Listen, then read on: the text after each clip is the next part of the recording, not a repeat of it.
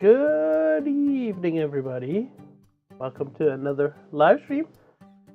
So, hope everyone's having a great Saturday evening and ready to see a little bit of Project Longshot. So first of all, sorry about the slight delay today. Just got off a train about half an hour ago. Needed to grab something to eat as well, but I think we're ready. So last week we worked hard and we actually got something I think pretty nice running here with some level generation, and apparently I managed to stick right on a chunk border, so now it's regenerating stuff. But this actually looks nice. So last week I talked that Panda, it was a great trip home, apart from the part where I couldn't stretch my legs, and my legs are pretty much not working anymore. Other than that, I survived, I guess.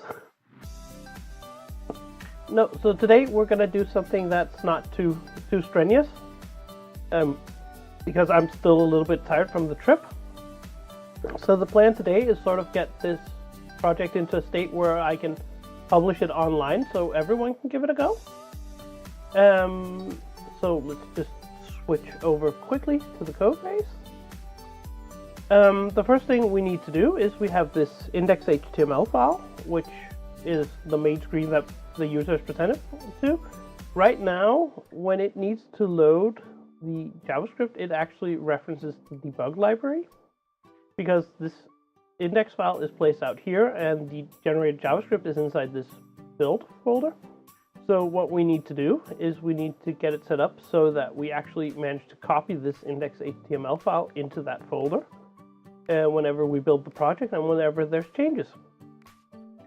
So I've been reading up on CMake a little bit, and apparently one way of doing this, at least, is to add it as a configuration file. So the way you do that is you say, so we're going to do it here. You say configure file, and then you specify the input file, which is this, is the index.html. You specify the output file, which is going to be in the build directory, which is also index.html. And then we're going to say copy only, because otherwise it's going to do some weird substitutions. And you can see now already that the index.html file has appeared in the build directory. Now, one of the tricks here is that ideally this should update whenever I change something in the source code. So what we are going to do, I remember my hotkeys, is that we are going to move into that directory as well to make build debug. And we'll see that we actually get the index file. However, if we look at the console, it says nothing. Just try reloading. There we go. It can't find the file because now we're referencing twice deep. So we are just quickly going to try and correct that. So now we're just going to reference relatively directly here. And ideally, if I run the build, I hope it's copied the new version over. We can just check by opening the one inside the build directory here. Go all the way down. And yep, it has been updated. So now if we transition back again here and refresh, we should actually load that. And we're actually loading a surprising amount. But that's of course because here there are two other paths that need to be set up, which is the file package prefix and memory initializer, which are specifying absolute addresses. So it will always be able to find them as long as we're here. So what we need to do is here in our source file, we need to kill these off so that it's just like /, so that these are relative as well. So we save that out, rebuild. And ideally, when we reload in a moment, I'm going to switch this over to show the network activity here. When we reload, we should see that we are loading these relatively. And if I go back to the root here, this should no longer work. And it's of course failing because I figure that out. There we go.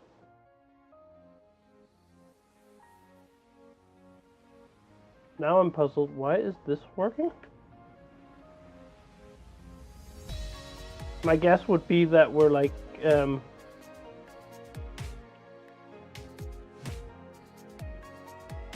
my guess would be that it's cached some of this, so we're gonna try reloading again. Yeah, now you can see it's no longer picking up Longshot.js. So I'm just gonna quickly move the server over so that it's inside the CMake folder, inside the build folder. There we go.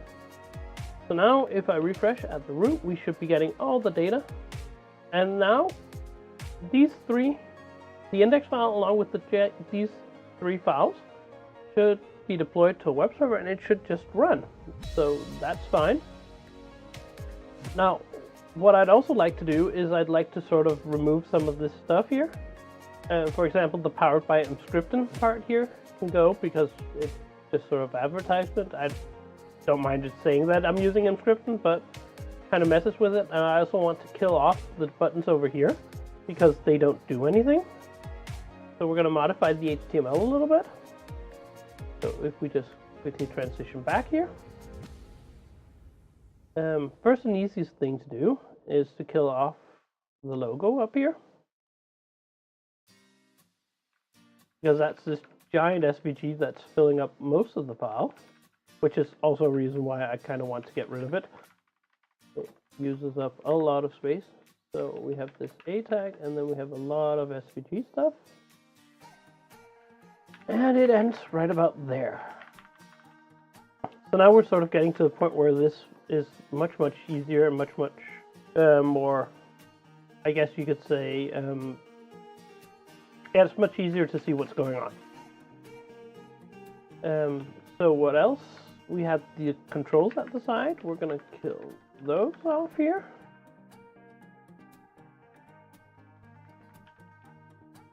Like that.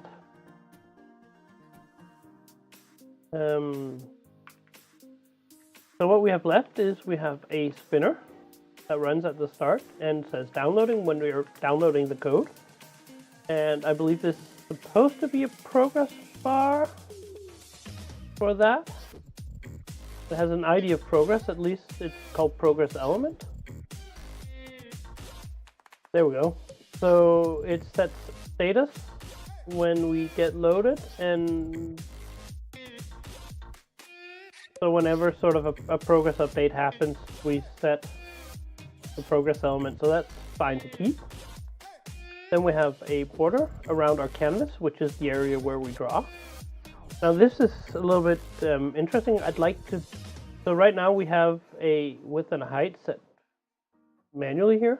I'd kind of like to make this more dynamic, and so that when we use the size of it, we also pull that from the canvas in the C++ code. But we'll take care of that in a moment. And then we have a console down here at the bottom, which I'd rather like to keep because it's really useful for debugging. So we're just going to take a look at how this looks so far. So if we just transition over and refresh, I don't want to have... Oh yeah, one thing I need to remember now is that I need to actually build this to get that file copied. So one more time.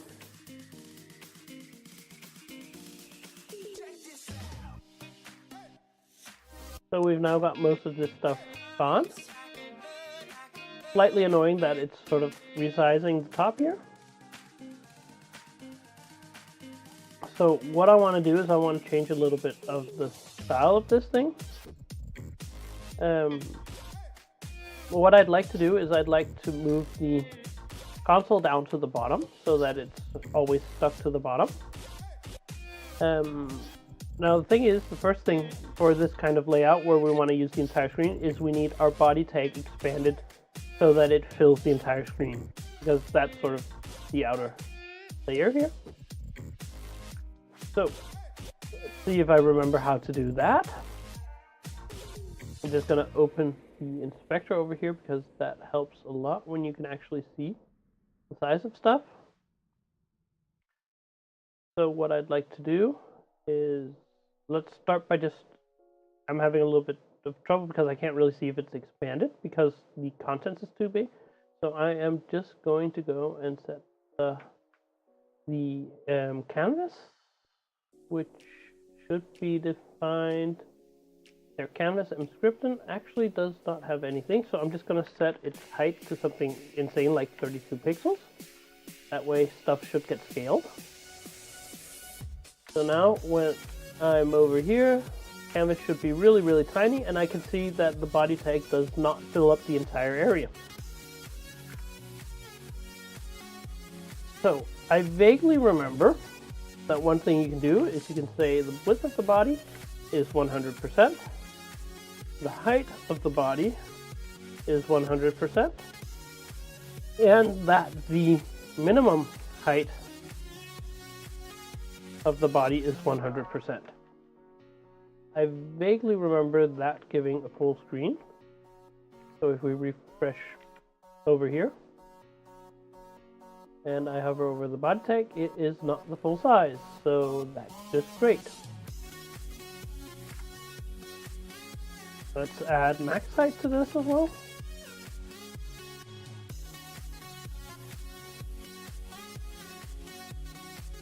And one more time.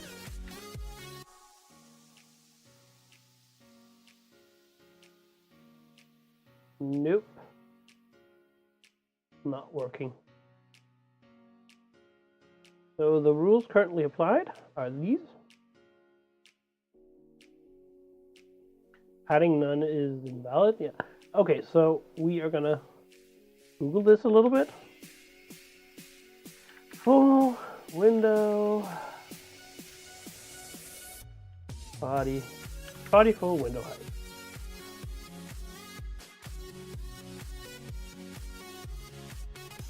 So we need to set it to HTML as well. Great, we'll do that. So apparently we don't need those, but we also need to say for the HTML tag, we want that, and also just correct that error. Padding is 0. Rebuild it and switch over and see how that works. So if we look at the body, it's now the full size. Great. So one of the first things that happens is that we get this wonderful progress bar. And what I'd like to do is I'd like to get the progress bar sort of centered and on top of everything at first. So we have all of these stuff, which is the progress, and then we have the canvas. So what we are going to do, we have a progress element which has a hidden true thing. Trying to figure out how this wonderful code works. So this is what happens if we need to print. This is what happens if we need to print an error. This is how we get our canvas when we need it. So that's all good. And set status, I guess, is the one we want. So if we don't have a last status, we set 1. And if it's the same status, we just ignore it. We match something in the text, trying to grab some percentage, I'm guessing.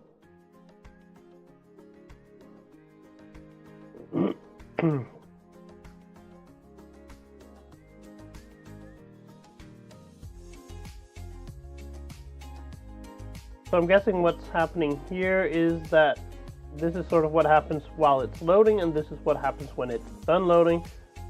So we hide stuff. So what we're just going to do is we are going to uncomment that and see if that helps. The thing that's kind of weirding me out is this, not the spinner element, the status element. Because that's this one, which says downloading. I can't really see where that is being hidden. But I guess it's just being set empty so that it doesn't show up. Great. So if we do that, those elements should not disappear any longer when we're done loading.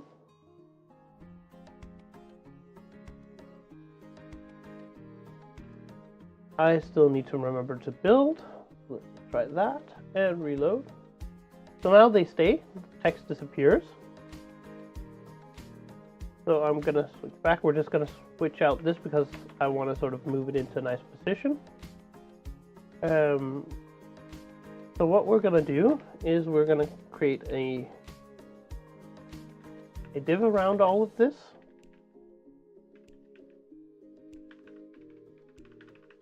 We're gonna grab all of this and we are gonna call this one overlay because it's gonna lay on top of everything else. And then I want to grab that element. So we have an overlay element here.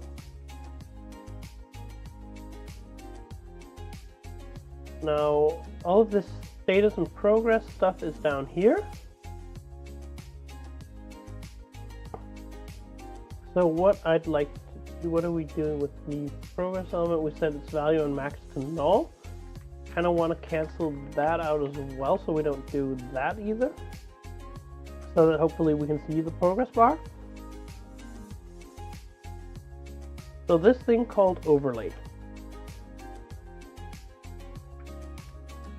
And what I'd like to do with it is I'd like to position it absolutely.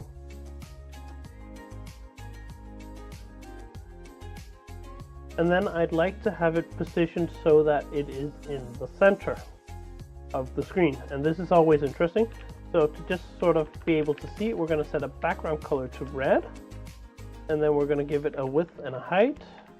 It's going to be 200 pixels with a height of 100 pixels, just to make it some size. So if we switch over, we should now see a nice red box somewhere. Still need to build. There we go, we've got a nice red box. We need to move that to the center. So, the easy way that I remember of doing this is to say, okay, I need absolute positioning. Absolute. I want it to be 0 from the top, 0 from the left, 0 from the right, and 0 from the bottom. Now this would normally stretch it, so what we do is we ask for an auto size margin, and that should hopefully center it in the screen. There we go. So we've now got this box nice and centered, and along with anything that's inside it. So we've got the spinner, we've got that, that's the status text. And then we've got a progress bar, which is set hidden by default, I think. Which seems counterproductive. It's also rather small. So what if this thing does not have a size? Does it grab the size from its children? Which is kind of what I would hope. So what we just did is we pulled the width and height off of the overlay. So I want to see if it grabs the size from its children so that we don't need to specify size. If the answer is no, then it becomes exactly full screen. So we don't want to do that. So we need to specify a size on it.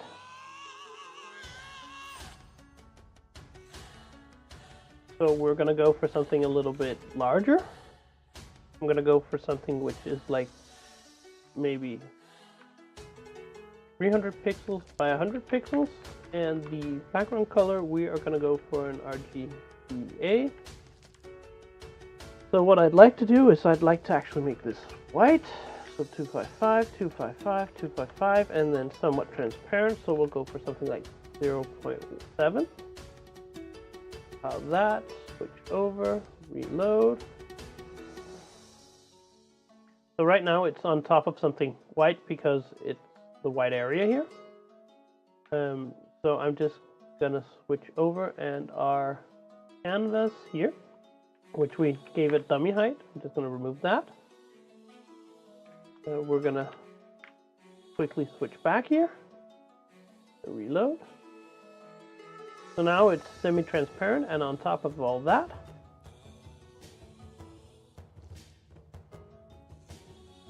and it's downloading. So what we'd like to do now is for that progress bar, make it a little bit larger. So where's the progress bar? The progress bar is here. It has a width of 30 pixels. I want to go for something like 280 pixels. And actually, I kind of want that progress bar to be visible. So I'm going to switch off the hidden flag here. Recompile, and we'll take a look at that. Okay. That is definitely not perfect. We want to move the progress bar down a little bit. I think what we're going to do is we're going to add a little bit of margin at the top of this. Maybe something like 10 pixels. Compile, and we're going to switch over and reload here.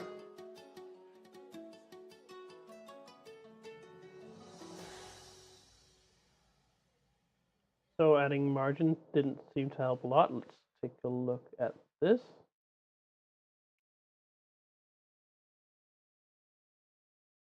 There we go. So that's a nice little downloading screen here, which will be nicely centered. So we can now set it up so that that disappears again.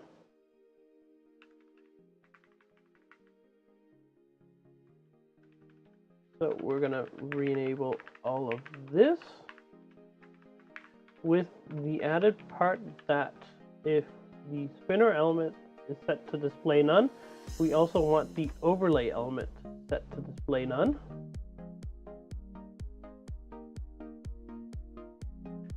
So with that done, hopefully that downloading box will disappear. There we go.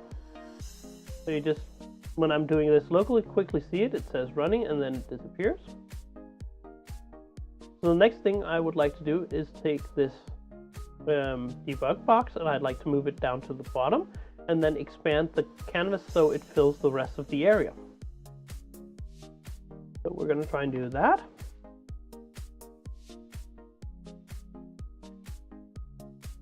Now, one of the interesting things here is that we're still gonna, the canvas itself, the size of sort of the drawable area is set by, there we go, the width and height of the canvas. So just because we resize what size the canvas is doesn't mean that the rendering surface changes. So we're gonna need to set up a resize event and notify C++ as well when we change this so that it renders in the right size. But we'll take a look at that in a moment. So what we're doing here is we have our output. I can see we're no longer using the controls, so we can kill off that block of CSS.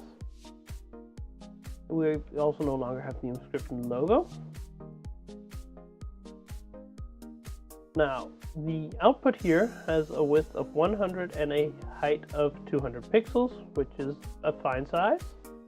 It does some auto margin and some margin top here at 10 pixels, which gives us this little lip on the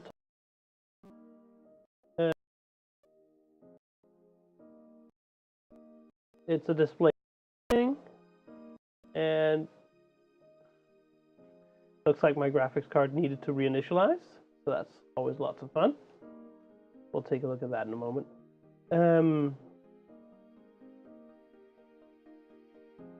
So the easy thing to do here is simply to say, okay, the output is now position absolute. So it's going to be positioned absolute, but the coordinates are going to be compared to sort of the body tag, which is within. We're going to put it all the way to the left, all the way to the right, and then we want it stuck to the bottom. So like that. I'm going to switch over here and reload, and we now have the console output at the bottom.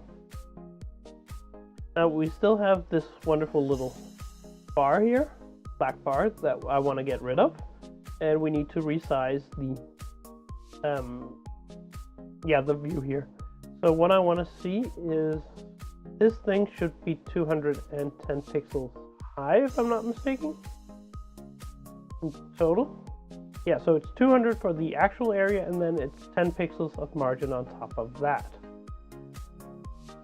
So what we want to do is we want to grab our canvas up here. Just going to switch over.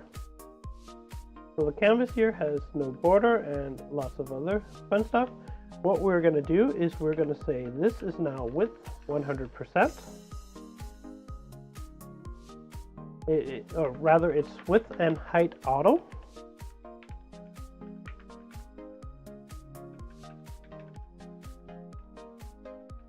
Then we're also going to position this absolutely.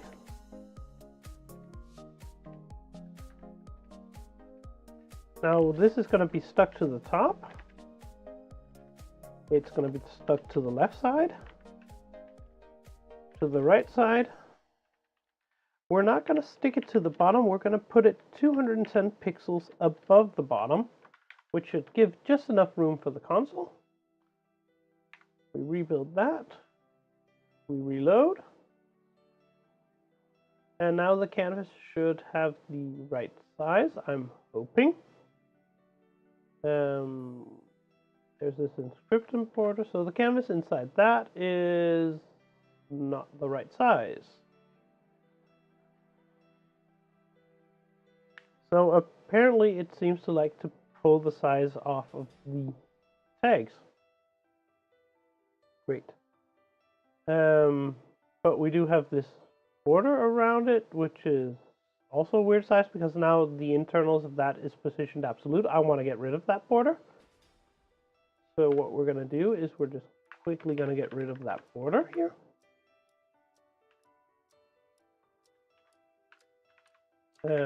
Which is this area here. Fill that off. Rebuild, build, switch over.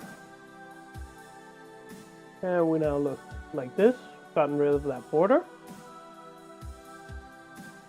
I'd like to see what happens if I destroy these two so that I don't have the width height. Nothing good. Okay, we're going to just play around a little bit. So what if we go with 100% here? That works nicely. And if we go for height 100%, then it fills too much, which I wouldn't say was unexpected. So what if we give it a margin? No, margin is outside, padding is inside. So if we give it a bottom padding of 210 pixels, that, no real luck. It actually has the padding. So what we need to do is we need to go for switching the box sizing to be border box. Then we have the padding at the bottom and a little bar. So if we, instead of using padding, we use margin here, then that doesn't work. So it needs to be the padding. So it's going to be the padding.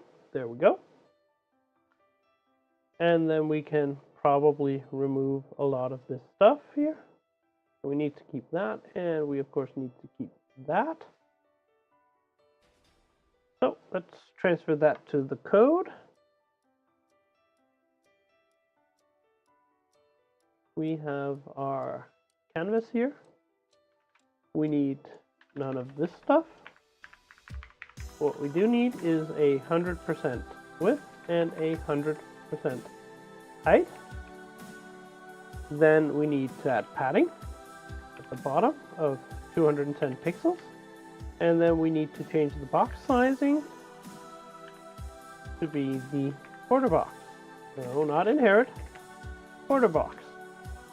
There we go. Build that, switch over, and refresh.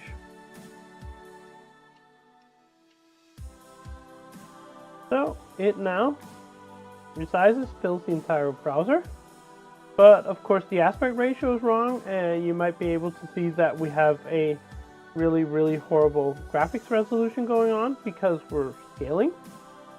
So that's the next thing we want to change, is that we want to monitor when the canvas changes size and then adjust the render to it.